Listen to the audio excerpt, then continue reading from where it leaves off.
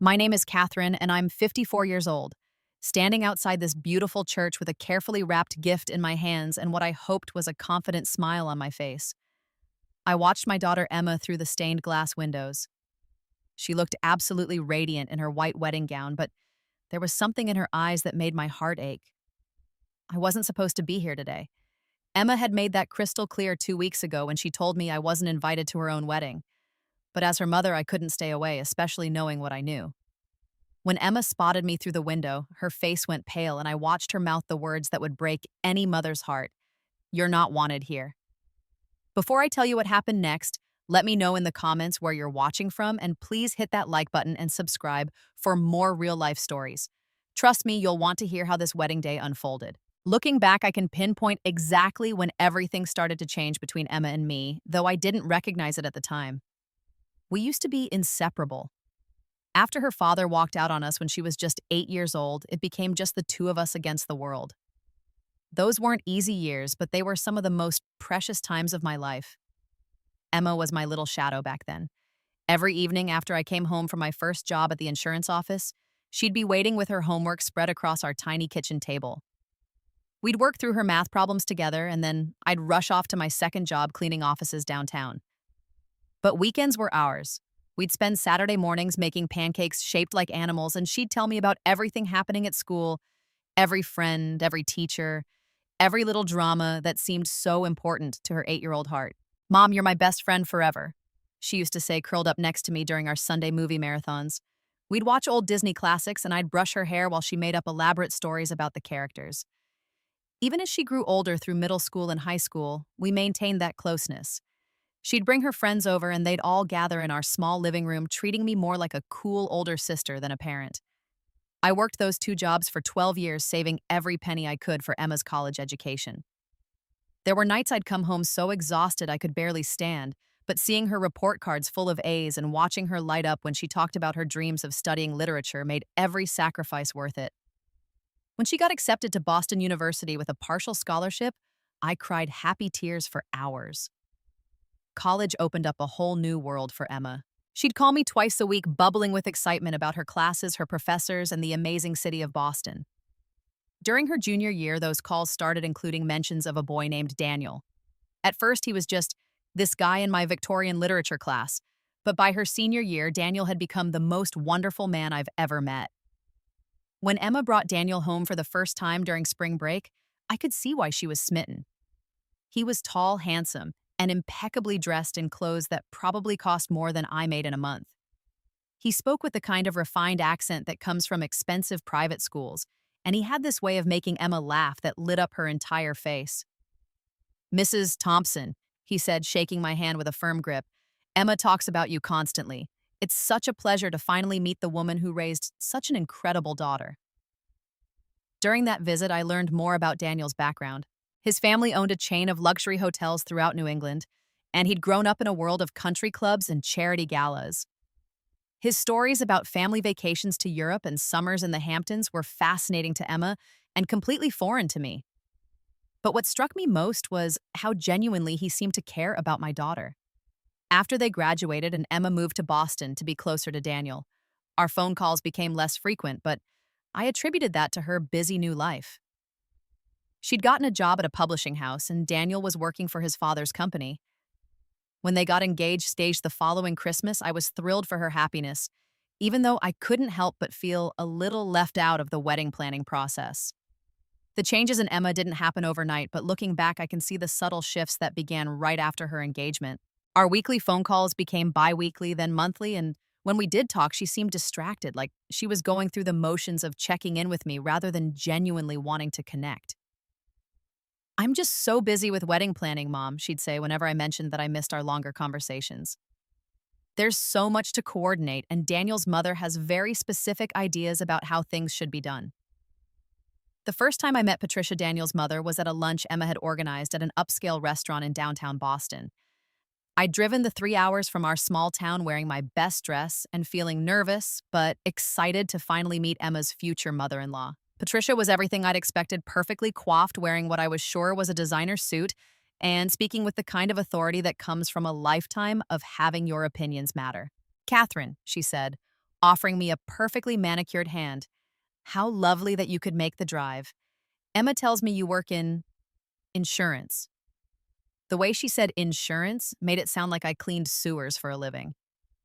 Throughout the lunch, Patricia dominated the conversation, discussing wedding venues I'd never heard of, caterers with waiting lists longer than my mortgage, and flower arrangements that cost more than my monthly salary. I tried to contribute to the conversation, sharing stories about Emma's childhood or asking questions about the wedding plans, but I felt increasingly out of place. What hurt most was watching Emma during that lunch. My confident, independent daughter seemed to shrink in Patricia's presence, nodding along to every suggestion and speaking in a way that didn't sound like her at all.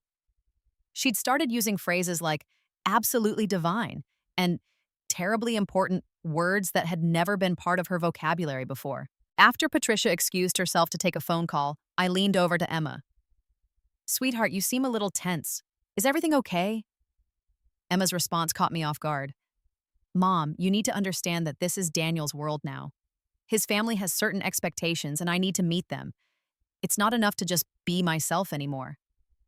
"But being yourself is what made Daniel fall in love with you in the first place," I said, reaching for her hand. She pulled away gently but firmly. "That was college, Mom. This is real life. Real life requires adjustments." Over the next few months, I noticed more changes. Emma had started pronouncing certain words differently, dropping the slight rural accent that had always been part of her charm. When I visited her new apartment in Boston's Back Bay, I barely recognized her. The girl who used to live in jeans and college sweatshirts now wore elegant dresses and heels, even on casual days. "Mom, you can't wear that to the country club," she said when I arrived for dinner wearing a nice blouse and slacks I'd bought specifically for the occasion. "They have a dress code." I'd never been to a country club before, but I spent the next day shopping for a dress that cost more than I usually spent on clothes in 6 months. Even then, when we arrived at the club, I could feel the eyes of other diners evaluating me, finding me wanting. Emma seemed embarrassed by my presence, quickly introducing me to people as my mother, Catherine, without the warmth that used to fill her voice when she talked about me. The most painful discovery came accidentally. I was helping Emma with some wedding RSVPs when I overheard her on the phone with a college friend. "Oh, my parents won't be able to make it," she was saying. "They both passed away when I was younger. It's just going to be me and Daniel's family." When she hung up, I stood there in shock. "Emma, what did you just tell Sarah?" She had the grace to look ashamed, but her explanation made it worse. "Mom, it's just easier this way. People in Daniel's circle, they don't really understand complicated family situations. If I tell them my father abandoned us and you're just a single mother who worked 2 jobs, they look at me differently." "Just a single mother," I repeated, feeling like she'd slapped me. "Emma, that single mother sacrificed everything to give you the education that led you to Daniel in the first place." "I know, and I'm grateful," she said quickly, but her tone suggested this was an inconvenient truth, rather than something she truly felt. "But gratitude doesn't change the fact that I need to fit into this world now, and that means making some adjustments to my story." That night, I drove home in tears, wondering where I'd lost my daughter and if I'd ever get her back. 2 weeks before the wedding, Emma arrived at my house with an expression I'd never seen before, a mixture of determination and guilt that immediately put me on edge. She'd called the night before saying she wanted to discuss something important about the wedding, and I'd spent the entire evening wondering what kind of help she might need. "Mom, can we sit down?" she said, declining my offer of coffee and heading straight to our old sofa, the one she'd spent countless hours on during her childhood. "Of course, sweetheart. What's on your mind?" She took a deep breath, and I could see her steeling herself for whatever she was about to say. "Mom, I need to talk to you about the wedding, about your attendance." My heart started racing, but I tried to keep my voice calm. "What about it? I've already bought my dress, and I'm so looking forward to seeing you walk down the aisle." "That's just it," she said, not meeting my eyes. "Daniel's family and our friends, they come from a different world, Mom, a very different world, and I think it would be better if you didn't attend the wedding." The words hit me like a physical blow. I actually felt my chest tighten, and for a moment I couldn't breathe. "What did you just say?" "I know how that sounds," she continued quickly, "but please try to understand. This wedding is going to be covered by the society pages. There will be photographers, influential people, Daniel's business associates. Everyone there will be evaluating everything, including the families. And honestly, Mom, I don't think you'd be comfortable there anyway. I stared at my daughter, this young woman I'd raised, loved, and sacrificed for, and I barely recognized her. Emma, are you uninviting your own mother from your wedding? I'm not uninviting you, she said, her voice taking on a defensive tone. I'm suggesting that maybe it would be better for everyone if you weren't there. We can have our own celebration afterward, just the two of us. Something small and intimate where you'd be more comfortable. More comfortable, I repeated, my voice rising despite my efforts to stay calm. Emma, what did I do wrong? How did I fail you so completely that you're ashamed to have me at your wedding? For just a moment, I saw a flicker of the old Emma, the daughter who used to tell me I was her best friend. Her eyes filled with tears, and she reached out toward me before pulling her hand back. It's not about right or wrong, Mom. It's about fitting in. These people, they judge everything. Your clothes, your job, your education, the way you talk. They'll look at you, and then they'll look at me, and they'll wonder how I could possibly belong in their world. And you think I'd embarrass you? I said quietly. I think you'd be miserable, she corrected, but we both knew what she really meant. Mom, you've never been to events like this. You don't know the rules, the expectations. There are protocols for everything, from which fork to use to how to make small talk about art and wine and politics. It's like a different language. I thought about all the times over the past year when I'd tried to learn that language buying etiquette books and practicing pronunciation in my car. I'd even taken a wine tasting class at the community college, hoping to be able to contribute to conversations at wedding events. Emma, I said, fighting back tears, I gave you everything I had. Every sacrifice I made was for you. I worked 2 jobs for 12 years so you could have the education that led you to Daniel. I never took a vacation, never bought myself anything nice, never even went on a date because I wanted to focus entirely on being your mother. And now you're telling me that all of that love, all of that sacrifice has somehow made me unworthy of watching you get married. She stood up abruptly, pacing to the window where she used to watch for me to come home from work. Mom, please don't make this harder than it already is. I love you, I do. But this is my wedding day. I need it to be perfect. I need everything to go smoothly, and I just can't handle the stress of worrying about complications. Complications, I repeated. That's what I am now, a complication. She turned back to me, and for a moment I thought she might change her mind. There were tears streaming down her face, and she looked like the little girl who used to run to me whenever she was scared or hurt. I'll visit you after the honeymoon, she said instead. We can have our own celebration then. Just us, like old times. But we both knew it would never be like old times again. She hugged me before she left, but it felt mechanical, obligatory. After her car pulled out of my driveway, I sat on that sofa and cried harder than I had since the day her father left us. The house felt empty in a way it never had before, even during all those years when it was just the two of us. That night, I looked through photo albums spanning Emma's entire life. Baby pictures, first days of school graduations, birthdays. In every single photo where we were together, we were both smiling, both genuinely happy. When had that changed? When had I become something she wanted to hide, rather than someone she wanted to show off? The week after Emma's devastating visit was the darkest period I'd experienced since her father left. I called in sick to work for 3 days, something I'd never done in 20 years, and spent the time wandering around my house like a ghost. Every room held memories of Emma's childhood, and each memory felt like another knife twisting in my heart. I found myself standing in her old bedroom, which I'd kept exactly as she'd left it when she moved to Boston. Her bookshelf still held all her favorite novels, from the picture books I used to read to her every night to the classic literature she'd studied in college. Her debate team trophies lined the windowsill, and her prom photos were still tacked to the bulletin board. How did I lose you? I whispered to her senior portrait, the one where she was smiling so proudly in her cap and gown. On Thursday of that week, my phone rang. The caller ID showed a number I didn't recognize, but the voice was familiar. Mrs. Thompson, this is Sarah Martinez. I was Emma's roommate sophomore year at BU. I remembered Sarah well. She'd visited our house several times during college breaks, and I'd always liked her straightforward, no-nonsense personality.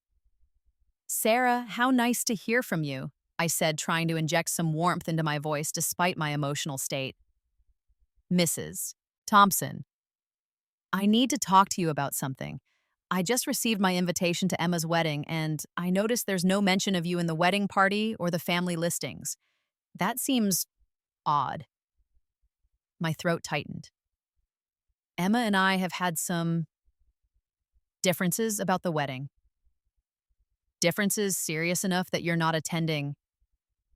Sarah's voice was incredulous.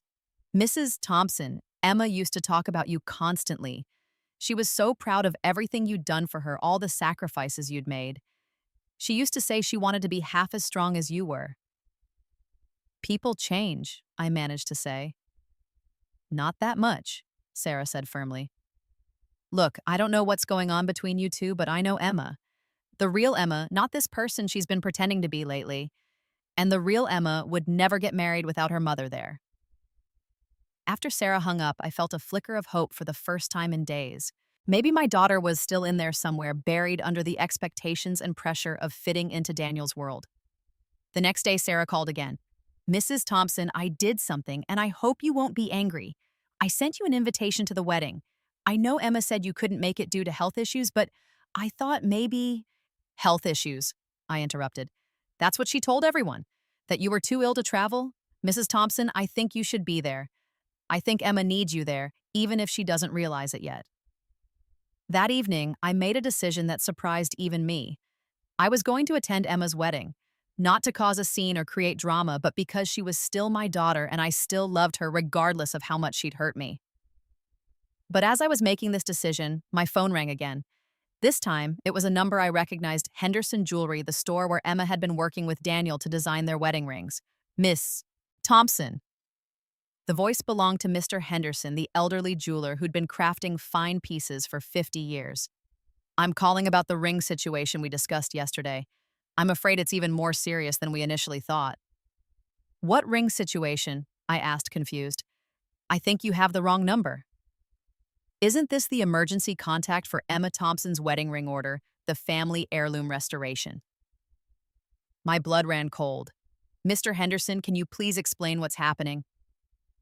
What he told me next changed everything. Daniel had brought in his grandmother's antique engagement ring, a priceless family heirloom from the 1800s, to be resized for Emma. During the resizing process, the jewelers had discovered that the ring had a hairline fracture that had worsened, and the entire stone setting was now at risk of falling apart. "We've been trying to reach Mr. Wilson for 3 days, but he's not answering his phone. According to our records, you're listed as the emergency contact for any issues with the restoration." I realized what must have happened. Years ago, when Emma was in high school and I'd bought her a class ring, I'd filled out the jeweler's contact form as her emergency contact. That information must have somehow carried over to this order. "Mr. Henderson, how serious is this problem?" "Without immediate intervention, the stone will fall out, possibly during the ceremony itself. We can fix it, but it requires a complete restoration of the setting.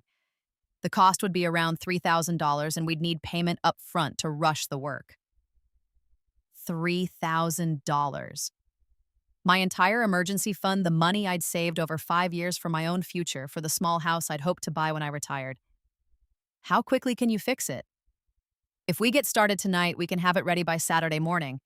But I need to know by 6 o'clock tonight whether we're moving forward." I looked at the clock. It was 5:30, but "Mr. Henderson," I said, "I'll be there with the money in 20 minutes. Saturday morning arrived with the kind of perfect weather that makes you believe in fairy tales. The June sun was warm but not oppressive. There was a gentle breeze that would be perfect for outdoor photos, and the sky was a brilliant blue without a single cloud." As I drove toward the church, I couldn't help but think that Emma had indeed gotten her perfect wedding day, at least weather-wise.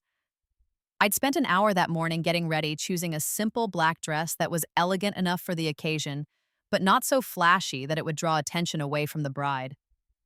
I'd had my hair done at the salon, something I rarely splurged on, and I'd even bought new shoes, black heels that were higher than I was comfortable with but seemed appropriate for the formality of the event. The church was stunning, a Gothic revival structure with soaring spires and beautiful stained glass windows that cast rainbow patterns across the stone steps.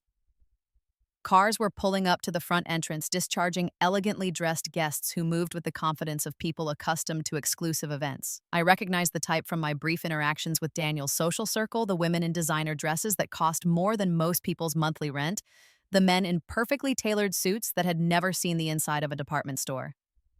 I parked across the street and sat in my car for several minutes watching the scene unfold. Part of me wondered if Emma had been right, if I really would be out of place in this world. These people moved through life with an ease and confidence that came from never having to worry about money, never having to choose between paying the electric bill and buying groceries, never having to work two jobs just to keep a roof over their children's heads.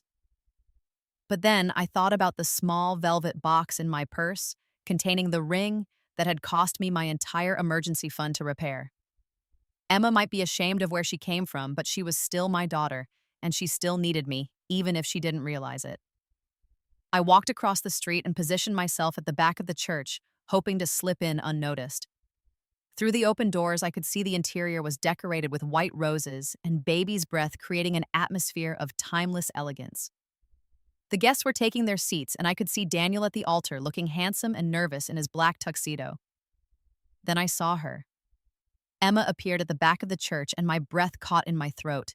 She was absolutely radiant in a vintage-inspired gown that complemented her figure perfectly. Her hair was styled in an elegant updo, and she was wearing the pearl earrings I'd given her for her 18th birthday. For a moment, she looked like the little girl who used to play dress-up in my old clothes, spinning around the living room and declaring herself a princess. But as I watched her, I noticed something that the other guests probably couldn't see from their positions. Emma's hands were shaking, and she kept glancing around anxiously as if she was looking for something or someone. She was trying to hide it, but I could see the panic in her eyes. That's when she spotted me. Our eyes met across the crowd of wedding guests, and I watched her face go through a series of emotions: surprise, embarrassment, anger, and something that might have been relief. For a moment, neither of us moved. Then she stepped away from her bridesmaids and walked directly toward me, her face set in determined lines. "Mom," she said quietly when she reached me, "I told you not to come." "I know, sweetheart. You're embarrassing me in front of everyone. Daniel's entire family is here, all our friends. Please just leave."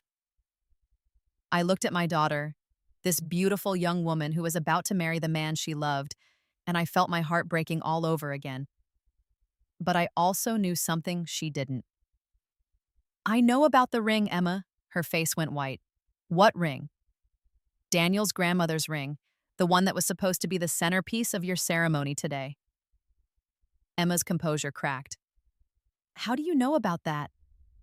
"Because Mr. Henderson has been trying to reach Daniel for 3 days, and when he couldn't, he called the emergency contact listed on the restoration order. That was me." I watched as understanding dawned on Emma's face, followed quickly by panic. "Mom, the ring is broken." "Was broken," I corrected. "The setting cracked during the resizing, and the stone was about to fall out. It would have happened during the ceremony in front of all these people, Daniel's family." Emma's hands flew to her mouth. "Oh my God, what are we going to do?" "We can't have the ceremony without the ring. It's been in Daniel's family for over a century. His grandmother wore it, his mother wore it. If we lose it—" "Emma," I said gently, reaching into my purse and pulling out the small velvet box, "it's not lost." Emma stared at the velvet box in my hands as if it contained the crown jewels, which in a sense it did. Her face cycled through confusion, hope, and disbelief as I opened the box to reveal her wedding ring, now sparkling perfectly in the morning sunlight streaming through the church windows. "But how?" she whispered, reaching out to touch the ring with trembling fingers. "I spent my emergency fund to have it restored," I said simply. "Mr. Henderson worked through the night to repair the setting and reinforce the band. It's stronger now than it was originally." Emma's eyes filled with tears. "Mom, your emergency fund, that was your retirement money, your house down payment money." "It was my daughter's wedding day money," I corrected. "I just didn't realize it until now." The tears spilled over, running down Emma's carefully applied makeup. "I've been so horrible to you. These past months I've been absolutely horrible, and you still—" "Sweetheart, you're my daughter. That doesn't change no matter what." Emma reached for me, then pulling me into a fierce hug that reminded me of when she was little and would run to me after a nightmare. I'm so sorry, Mom. I got so caught up in trying to be the perfect girlfriend, the perfect fiancée, the perfect wife for Daniel's world. I thought I had to leave everything behind, including you. You never have to leave your past behind, Emma. Your past is what made you strong enough to build this beautiful future. Over Emma's shoulder, I saw Daniel approaching, his face creased with concern. Behind him, I noticed a few guests had started to take notice of our reunion, including an elegant older woman who could only be Patricia Daniel's mother. Emma, Daniel said softly, is everything all right? The ceremony is supposed to start in 10 minutes. Emma straightened up, wiping her eyes, but she kept one hand firmly clasped in mine. Daniel, I need you to meet someone properly. This is my mother, Catherine Thompson. She just saved our wedding. Daniel looked confused. I thought your mother couldn't make it because of health issues. I lied, Emma said, her voice steady now. I told everyone my mother couldn't come because I was ashamed. Not of her, but of myself.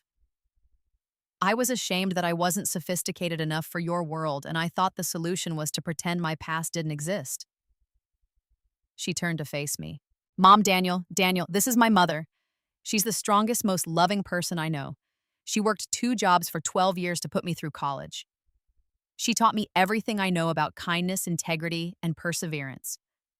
And an hour ago, she spent her life savings to save our wedding ceremony.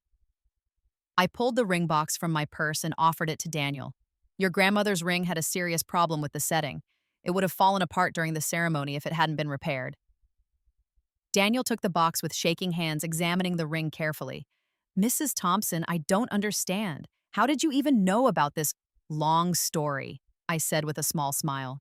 The important thing is that it's fixed now, stronger than before.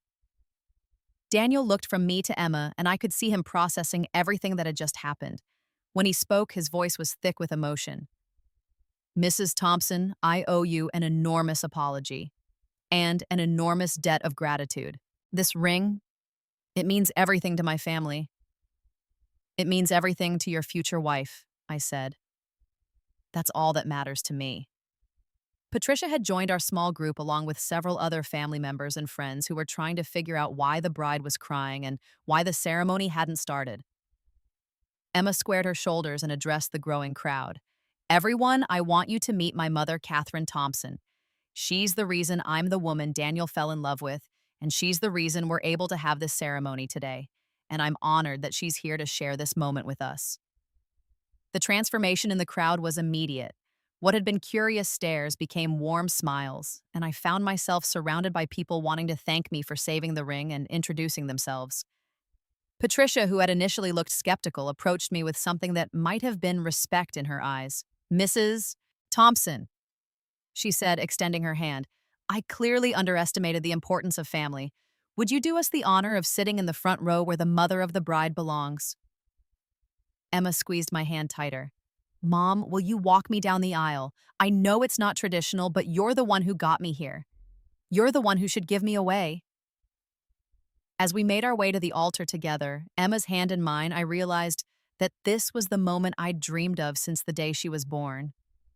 Not just watching her get married, but seeing her truly happy, truly herself, no longer pretending to be someone she wasn't.